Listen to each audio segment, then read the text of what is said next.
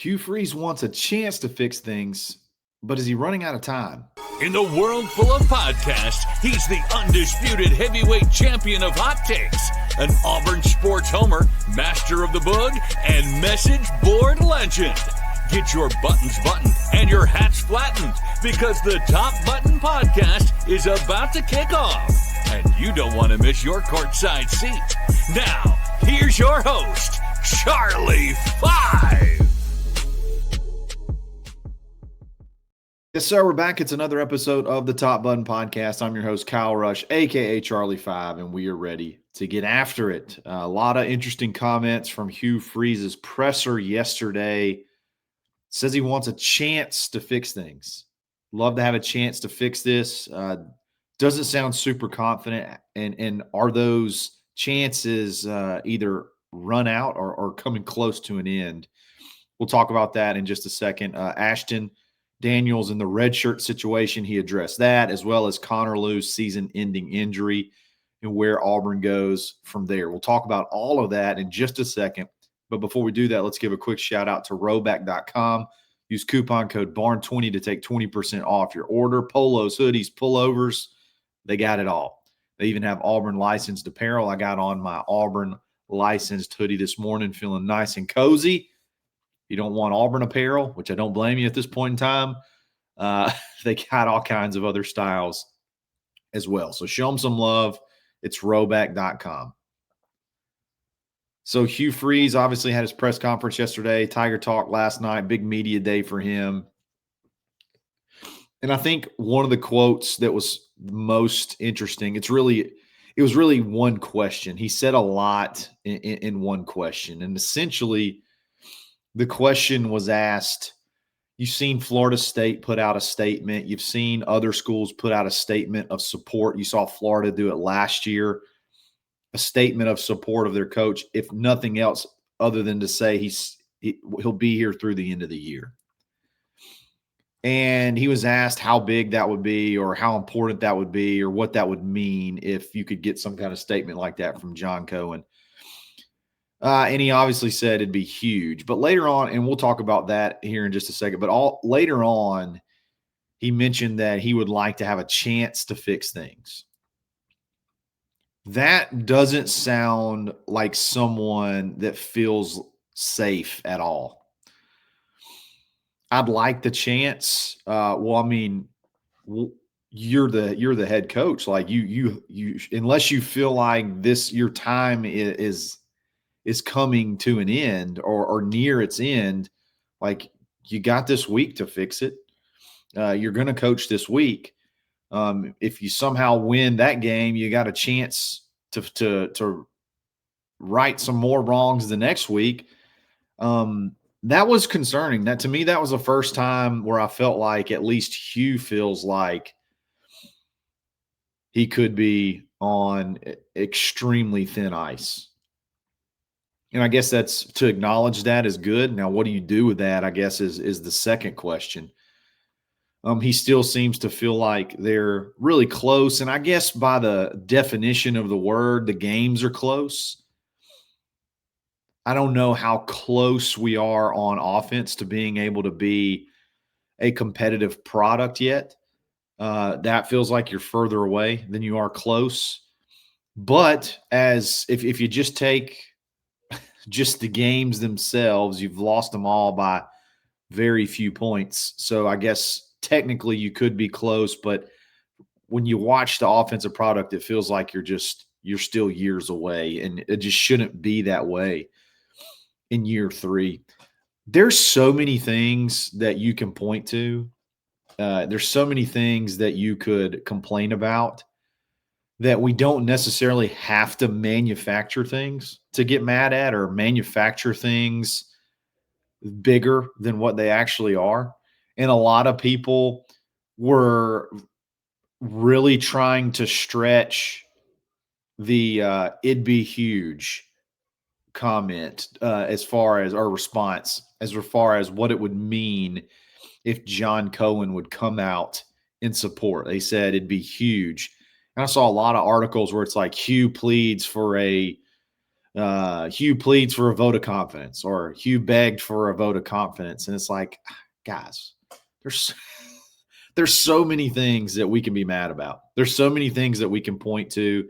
There's so many things that we could nitpick, even without having to take his quotes. Like, you can just talk about the product on the field and be mad. That one was a bit of a stretch. The way that's framed was a really big stretch. I mean, he directly answered, and it would be huge, I would imagine, for Hugh if John Cohen did put out a statement. It'd be a huge for the staff to not have to worry about if they should lose their jobs or not. But I'm not saying John Cohen should put that out.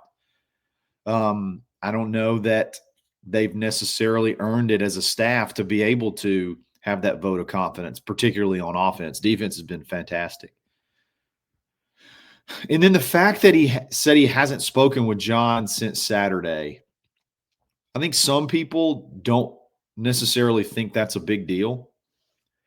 But I would imagine under usual circumstances, I know they're around each other a lot. They talk often. Usually every Monday, you see John Cohen in some form or fashion in the football facility when they have the press conference.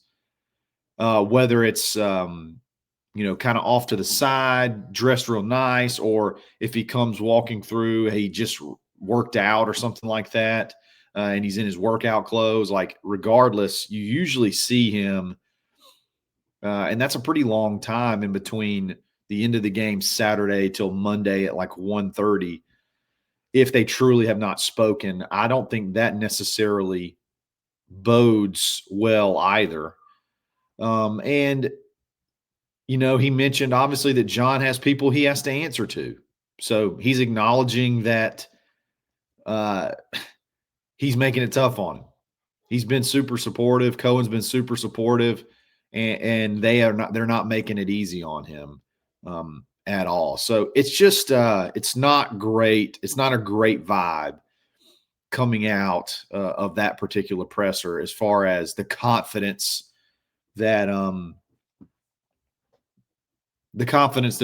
that Hugh feels like he's still going to be here over the next several weeks. It's just dwindling by the day, it feels like. And I've obviously been a Freeze guy, and it's just been tougher and tougher, and to I guess defend it, and it's been tougher and tougher. Not that my job is to defend it, but I've always thought he'd be a really good fit at Auburn, and it's just not worked out. And I'll scratch my head to the end of my life on why it didn't work out, as particularly on offense.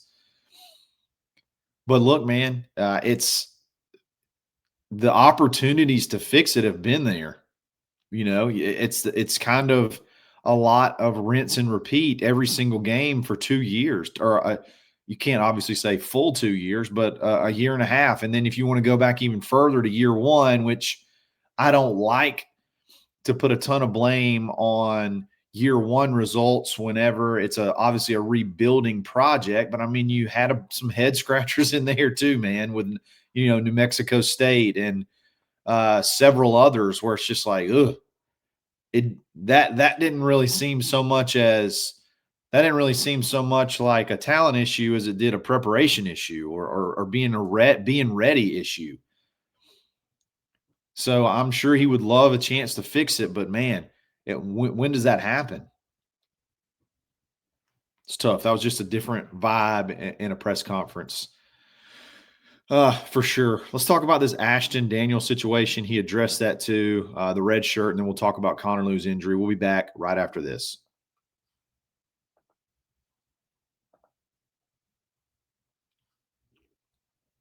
He was asked a couple of times about the quarterbacks. I think he was asked about personnel changes, and he kind of glossed over.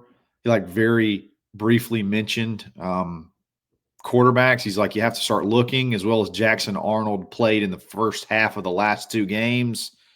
You have to start looking at everything. Why do we not have the winning ways and are sitting here feeling like we do? We're going to get him and Ashton a lot of reps and see where it goes from there. And then later on, he was asked again about the red shirt and if that was still the plan for Ashton Daniels. And he straight up said, no, it's not anymore. We're going to play to win. He's prepared to play the last few games. But obviously Jackson got off to a good start in both of those games, and it just kind of made things a little iffy. Look, I get the plan to redshirt Ashton. Look, it's just not easy to find a quality backup that is okay being a backup that has Power 5 experience. That's pretty rare. And Ashton Daniels was one of those, and he was going to be sort of an insurance policy this year and like a true backup next year if needed. If like there was a season-ending injury early on or something like that. But now it's not so much as an insurance policy as it seems like it may possibly could maybe be a solution to finding a spark or getting after. There's 5 games left, with one of those being Mercer. Okay. I know Mercer's playing well at their level right now, but in reality, you should be able to do whatever you want to do with whoever at quarterback versus Mercer. Okay.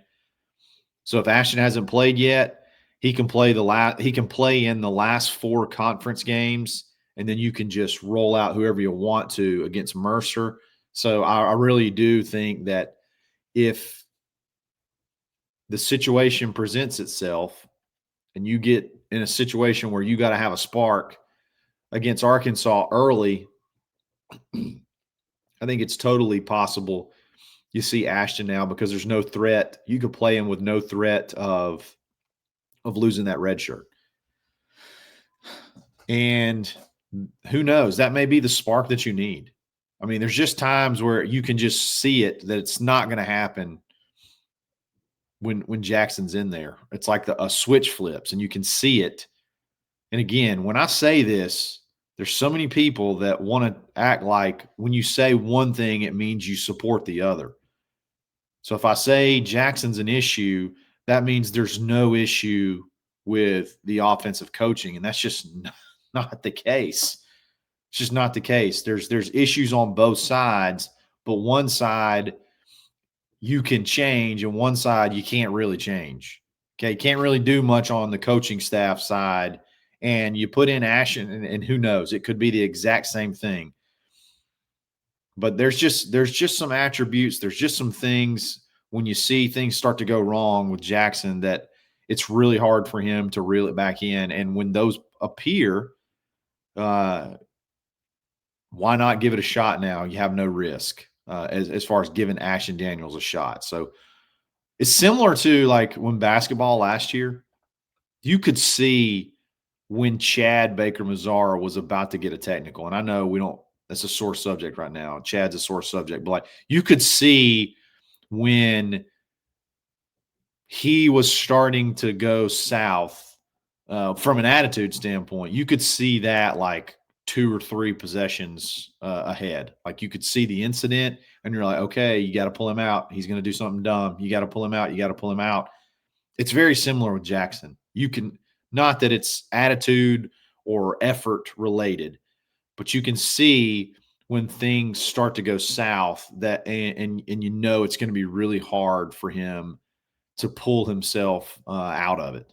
It's like that switch flips and then you just kind of go in the tank from there. So I don't think that Ashton's going to necessarily start this weekend, but I would not be shocked if you got a chance to see him and see what he could do. How funny it would be if it was just the quarterback. Like, I know that that's a very far-fetched scenario, but what if it's just the quarterback? What if that's all it is? And you just missed on some quarterbacks. You haven't found the right guy yet. And then all of a sudden you put Ashton in and he may not be as accurate, but he lets it rip. and then starts making things happen, I think it'd be fun. It'd be a fun way to finish off the season. And I understand that obviously that's the chances of that are probably pretty slim, but regardless, that's something definitely to be on the lookout for this weekend.